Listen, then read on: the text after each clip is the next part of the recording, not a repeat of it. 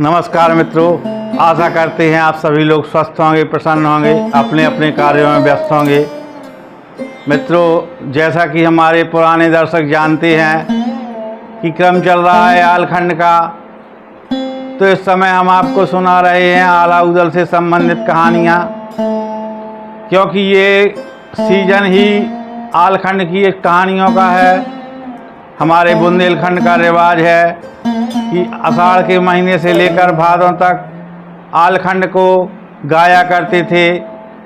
हम लोगों ने अपने बचपन में खूब सुना है। जो बुंदेलखंड से हैं या आसपास के क्षेत्रों के, वो सभी लोग जानते हैं कि हर चौराहे पर पहले आला गायन होता था और हर गांव में लगभग एक आध लोग आला गायन करना जानते थे, नहीं तो बाहर से तो बुलाए ही जाते थे। तो मित्रों, इस समय हम आपको बतला रहे हैं ब्रह्मा के विवाह के विषय में, क्योंकि हम उतना अच्छा गायन नहीं कर पाते हैं तो हम आपको गद्य के माध्यम से ही बतलाते हैं। आप सभी लोग हमारे इस वीडियो पर आए, बहुत अच्छा लगा। अगर आपको ये वीडियो पसंद आए तो कृपया लाइक करें, शेयर करें, सब्सक्राइब करें अगर चैनल पर न्यू है।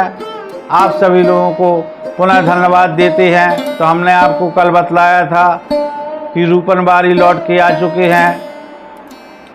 अब वहाँ पर दिल्ली में बहुत ज़्यादा परेशानी है, क्योंकि वो बारी के कर्तव्य से घबरा चुके हैं। बारी की मार देखकर उनको ऐसा लगने लगा था कि जिनके बारी ऐस लड़ैया तिन मलखन के कौन हवाल, और माहिल की वो शरबत वाली युक्ति भी फेल हो जाती है जो बतलाते हैं कि जहर पिला दो।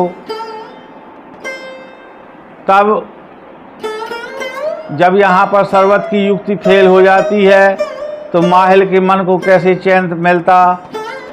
वो तत्काल परमाल से कहते हैं, महाराज ये तो बड़ी गलत बात है, पृथ्वीराज को ऐसा नहीं करना चाहिए। अगर आप सब लोगों का आदेश हो जाए तो मैं जाकर पृथ्वीराज को समझा दूं कि तू ये क्यों कर रहा है। और वो कहते हैं कि जो है मैं दिल्ली को खोद के तालाब बनवा दूंगा अगर ऐसी हरकत दोबारा करेगा। उनकी ऐसी चिकनी चुपड़ी बातों से परमाल को यकीन हो जाता है। उदल भी जो है कहते हैं, ठीक है मामा, आप चले जाएं और जाकर के बादशाह को समझा दें कि वह वीरतापूर्ण युद्ध करें। और इस तरीके से माहिल चले जाते हैं। और जब गढ़ दिल्ली पहुंचते हैं तो पृथ्वीराज उठ करके उनका सम्मान करते हैं, अपने हाथों से पान का बीड़ा देते हैं और माहिल भले आए ऐसा कहते हुए उनके गले से लग जाते हैं। माहिल कहते हैं, क्या भले आए, जब तुम लोगों से एक बारी नहीं संभाला गया, तुम लोगों से बात नहीं बनाते बनती, तुम लोग शरबत में जहर मिला करके गए लेकिन पिला ना पाए। और उन महुआ वालों को देखो कितने सगुनिया हैं, उन्होंने तुम्हारा सारा भेद बिना बताए समझ लिया। तो पृथ्वीराज कहता है, इसमें हमारी क्या गलती है, महुआ के हैं ही इतने सूरवीर और बुद्धिमान। तब माहिल कहता है कि महाराज आप उनकी ही वीरता का गुणगान करेंगे या आपने कुछ सोच रखा है। तब पृथ्वीराज कहता है कि मैं तो खेत की लड़ाई के लिए तैयारी कर रहा हूँ। तब माहिल कहते हैं, आप उनसे लड़ कर के कभी न जीत पाएंगे। आप भले ही पृथ्वीराज चौहान हैं तो उस ओर आला और उदल हैं। तब पृथ्वीराज चिंता में पड़ जाते हैं कि माहिल अब बतलाओ मैं क्या करूं। तब माहिल कहता है कि मैं आपको एक ऐसी युक्ति बताई देता हूं कि आपका कुछ नहीं लगना है, आपको बिना युद्ध लड़े ही विजय प्राप्त कर लेना है। पृथ्वीराज कहते हैं, अरे माहिल बतलाओ, अपनी बहुत अधिक उत्सुकता दिखलाते हैं। तब माहिल कहता है कि तुम रात रात में ही एक सुरंग बनवा लो और उस सुरंग के द्वारा बिल्कुल तंबुओं के नीचे पहुंच करके बारूद बिछवा दो और एक ही साथ सारी सुरंगों में आग लगा देना, जिससे जो महुबिया जिस तंबू में होगा वो वहीं पर मर जाएगा ये बात पृथ्वीराज चौहान को बहुत अच्छी लगती है। समय और संयोग होता है, नहीं तो पृथ्वीराज स्वयं इतने वीर योद्धा थे, वो ऐसी कायरतापूर्ण बातों को कभी महत्व न देते। लेकिन समय बलवान होता है। उन्होंने अपने बारूद खाने के अफसर को बुलाया और कहा, मैं तुमको जागीरें दूंगा अगर आज यह काम हो जाएगा। तब वह बारूद खाने का अफसर कहता है, बिल्कुल बिल्कुल। उसका नाम था हीरामन, और वो जा कर के वहाँ पर अपने सैनिकों को आदेश देता है कि आज रात रात में ही सुरंग खोद करके हमको महुवियों को मैं तंबू के उड़ाना है। और जब वहाँ सुरंग खोदने की बात चलती है, तब ये बात पता चलती है धांधु को। तो भाई कितना भी बुरा हो, भाई का दिल भाई के अशुभ को देख करके पसीज ही जाता है। जैसे कि जब रावण का वध होता है तो विभीषण भी दुखी हो जाते हैं, वैसे ही धांधु का मन ये हुआ कि जिन भाइयों ने बावनगढ़ में अपना डंका बजा दिया, बावनगढ़ में जिनके नाम की तूती बोलती है, आज वह बनाफर वीर ऐसे कायरतापूर्ण तरीके से मारे जाएंगे। तब धांधु निश्चय करते हैं कि मैं इस खबर को जरूर आला तक पहुंचाऊंगा, और वो अपने एक गुप्त धावन को बुलाते हैं।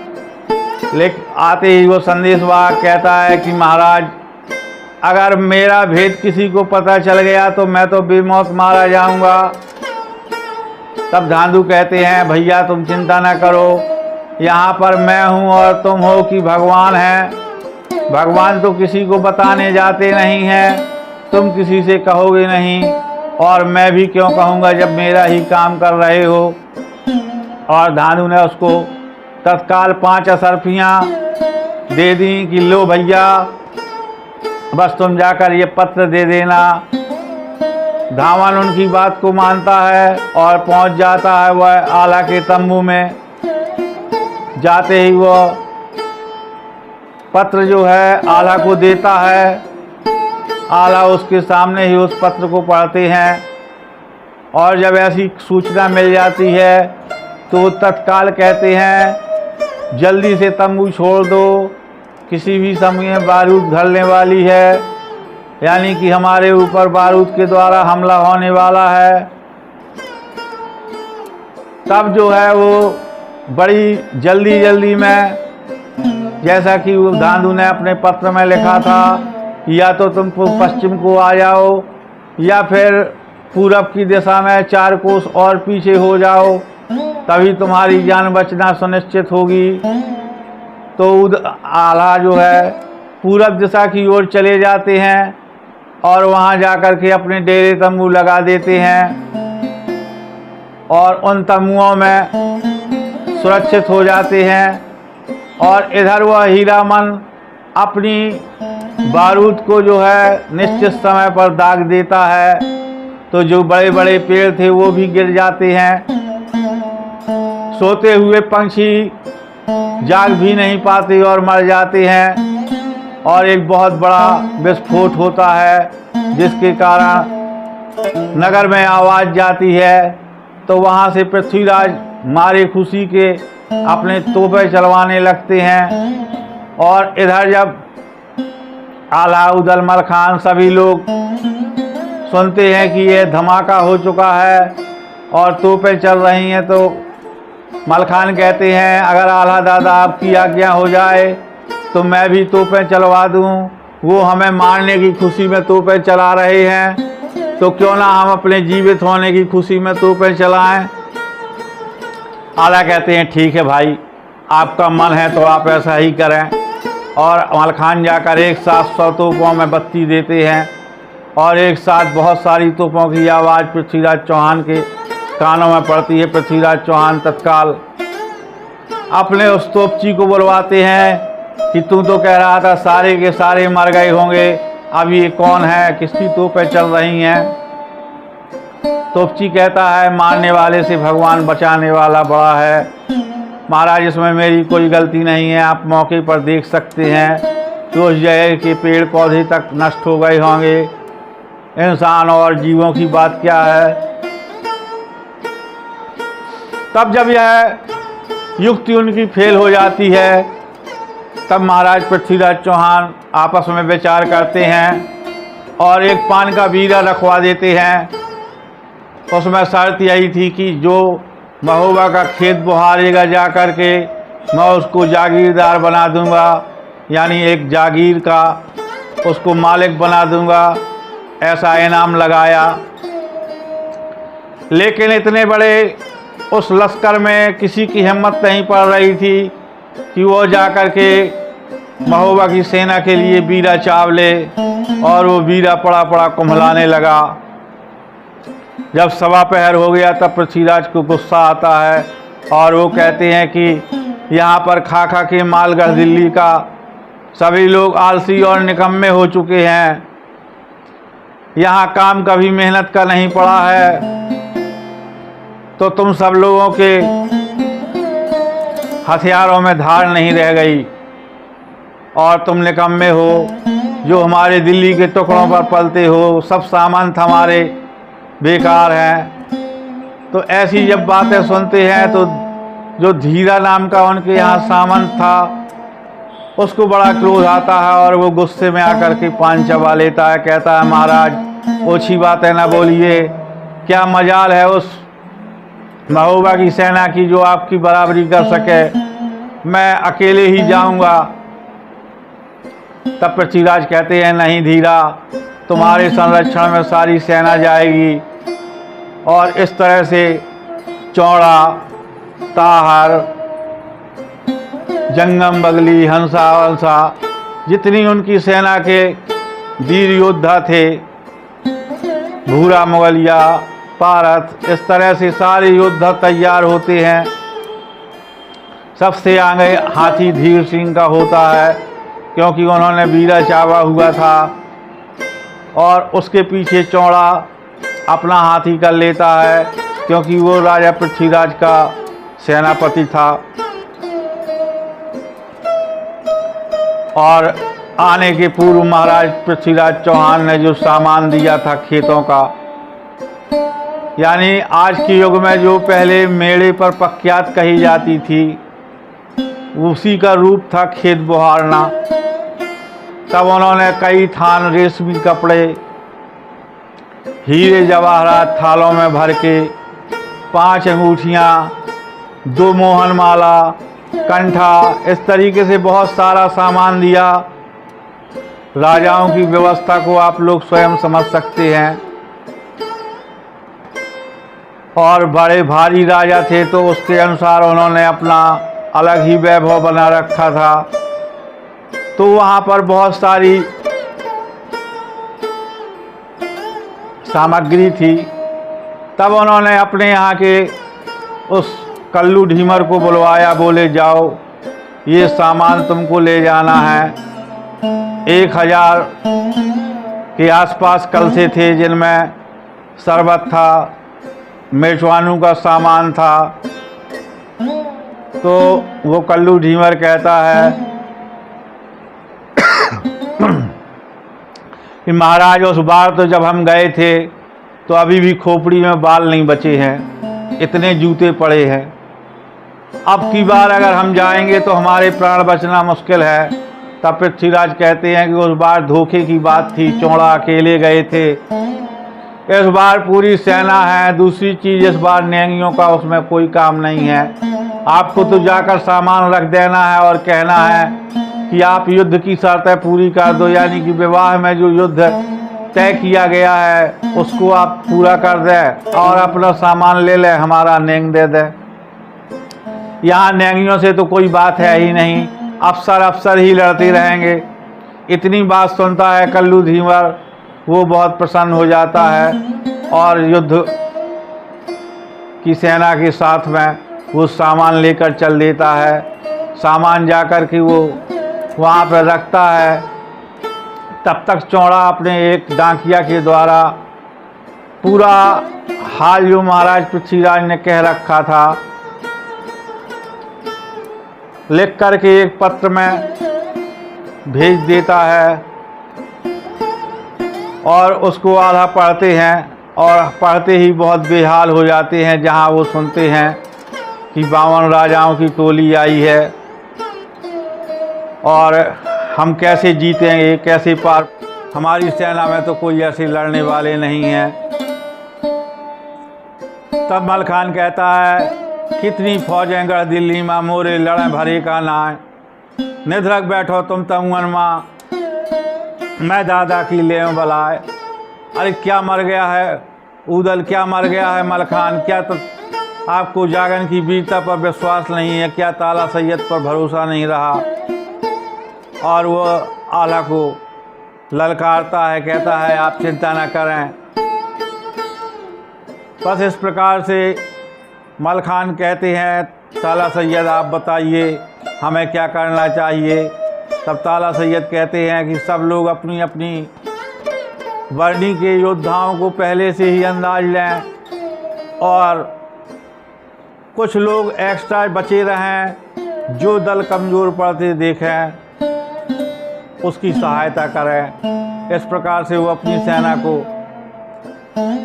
3 हिस्से और 1 हिस्से में बांट देते हैं, यानी 3 हिस्सा सेना पहले जाकर के युद्ध करेगी और जो बचा हुआ 1/3 हिस्सा है वो केवल जो ज़रूरतमंद होंगे उनकी सहायता करेगी।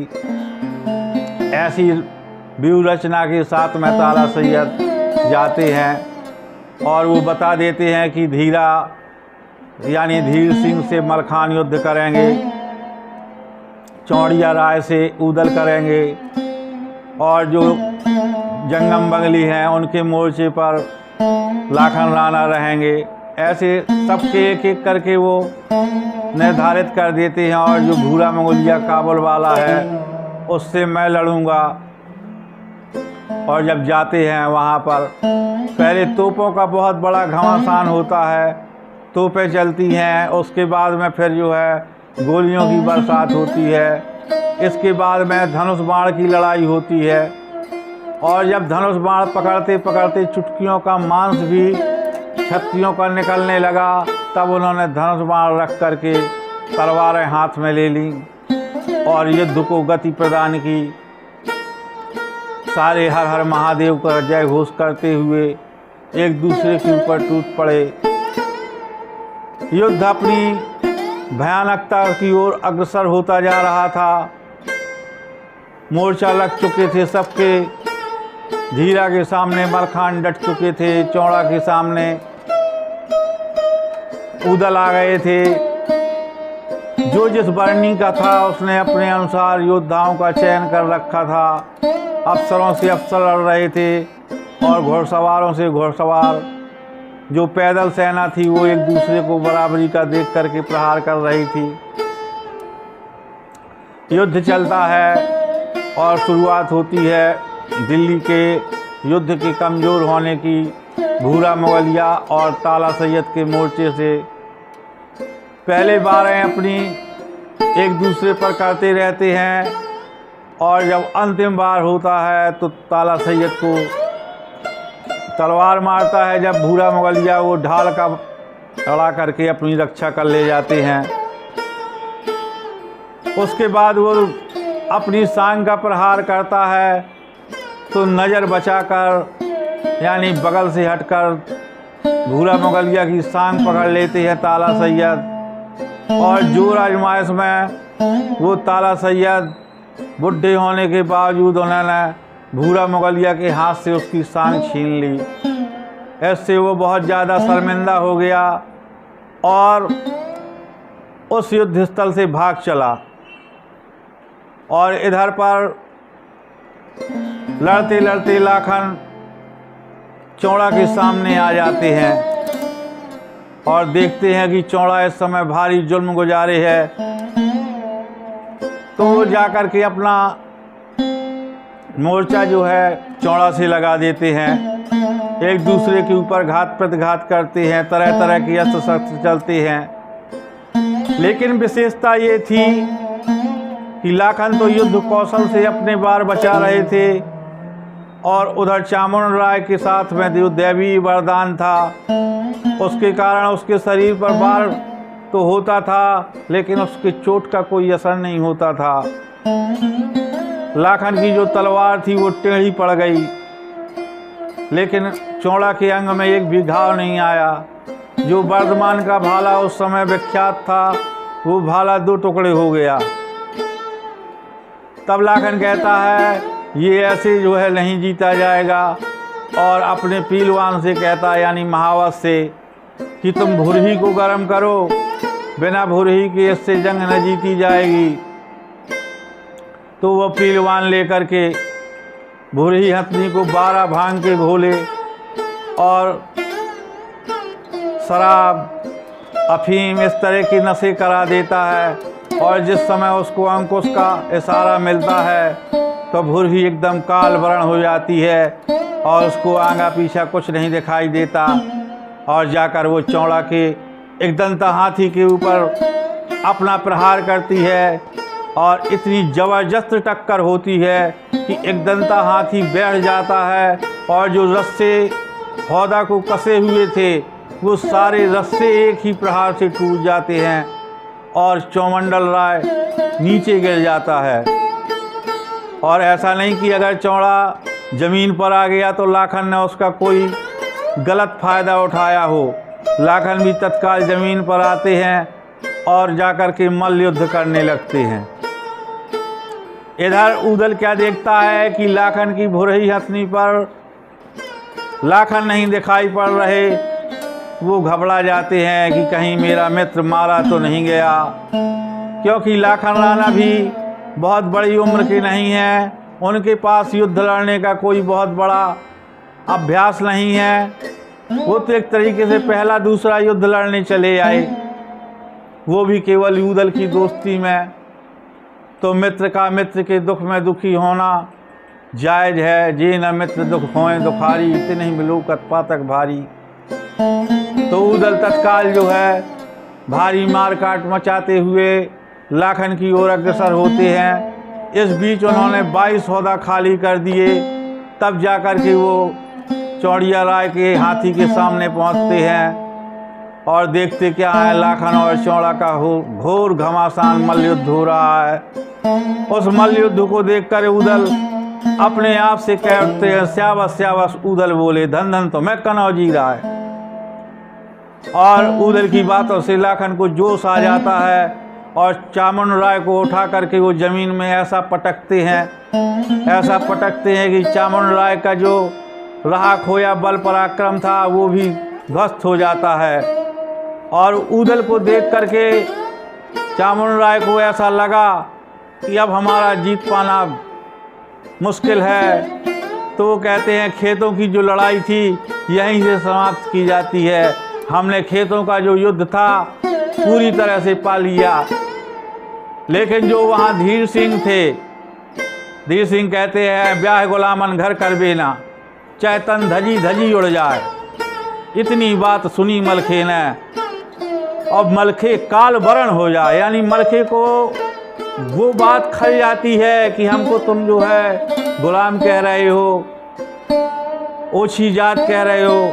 अरे योद्धा होना कोई कायरता है या कोई खराब बात थोड़ा है। तो मलखे मारे क्रोध के धीर सिंह के हाथी की सूंड को पकड़ करके एक झटका देते हैं और फिर भाले से प्रहार करते हैं। तो हाथी घायल हो जाता है। धीर सिंह हाथी के नीचे आ जाते हैं और हाथी भाग जाता है युद्ध भूमि छोड़ करके। और वहाँ पर फिर जब ऐसा अपमान होता है धीर सिंह का, तो जो पारत था उसको बुरा लगता है अपने मामा का अपमान देखकर। वो आता है मलखे के मोर्चे पर। तब वहाँ उदल आगे बढ़ कर के उसको एक ढाल से प्रहार करते हैं। ढाल की ओझड़ हड़के मारी, पारत गई तमारा खाए, और कसके मुस्के फिर पारत की मलखे नज़र गुजारी जाए। तो उस जगह पे पारत को भी बंदी बना लेते हैं। अब चौड़ा कहता है, आप अपने क्रोध का त्याग करें बना फर राय, तुम सब लायक हम ना लायक, विनती करे चौड़िया राय। और आप अपना जाकर के खेत का युद्ध तो जीत चुके हैं, लेकिन खेत का सामान ग्रहण करिए और आप देख के बताइए क्या व्यवस्था की है पृथ्वीराज ने, आपको कैसा लगा। वहाँ पर जाते हैं, राजाओं की व्यवस्था थी, कोई कमी नहीं थी। तो भर भर के मुट्ठियाँ असरफियों की लुटाने लगता है उदल। आल्हा ने जो कंठा आया था, मोहनमाला भी कहते हैं, वो जाकर के सिया भांजा के गले में पहना दिया। दूसरा कंठा जो आया था वो जगनेक को दे दिया। मतलब जो द्रव्य दिल्ली से आया था उसकी कोई विशेष चिंता थी ही नहीं, और जो कुछ था वो अपना समेत मिला करके उन्होंने नेंगियों के ऊपर वार दिया, यानी नेंगियों को उन्होंने दे दिया। और यहाँ से चौड़ा दोनों हाथ जोड़कर विनती करता है कि महाराज, अगर आप जो है हमारे दरवाजे पर द्वारचार के लिए आएँ तो अपनी सेना लेकर के ना आए, क्योंकि ये तो घर वालों का रीत लोक व्यवहार है और हमारे चौहान वंश की यही खासियत है कि वहाँ पर जो है केवल घर के लोग जाते हैं। इतनी बात सुन करके मलखान स्वीकार कर लेते हैं कि ठीक है, हम अकेले आ जाएंगे। और इस तरह से चौड़ा चला जाता है। अब हम आपको कल सुनाएंगे दरवाजे की वो विकट लड़ाई, और लगभग हो सकता है कल ही ब्रह्मा के ब्याह का पूरा हम आपको वृत्तांत सुना दें, भले ही थोड़ा बहुत शॉर्ट हो जाएगा। और मित्रों, आप लोग यहाँ तक बने रहे, बहुत बहुत धन्यवाद है। अगर आपको वीडियो 1% भी अच्छी लगी हो तो मेरा आपसे निवेदन है कि एक बार शेयर ज़रूर करें, वीडियो को लाइक करें। चैनल पर अगर नए आए हैं आप तो सब्सक्राइब भी कर लें। बहुत बहुत धन्यवाद। नमस्कार।